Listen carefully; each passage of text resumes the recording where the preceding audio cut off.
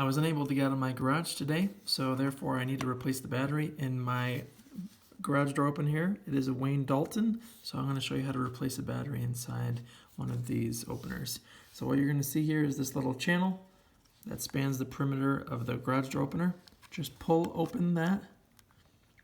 Usually you can fit your nails, you might be able to use a screwdriver too.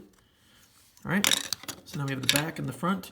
Go to that back cover, and right here is the battery. You'll see a plus sign on the top of it. That just indicates that the plus side of the battery will go facing up, and obviously the negative side facing down. So now we need to get this battery out, so you can see the battery right there.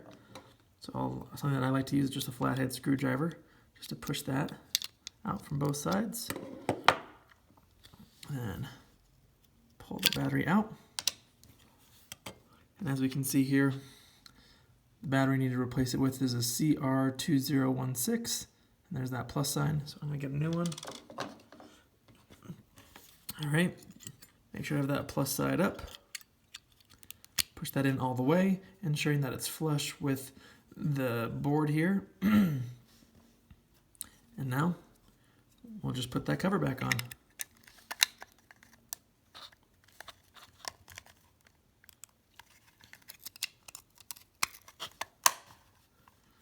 There you go. That is how you replace the battery in a garage door opener on a Wayne and Dalton. If you have any questions, put them in the comment section below. If this video was helpful, please like and subscribe and share it with other people so they can also benefit from this information. Appreciate you watching, and I'll catch you in the next one.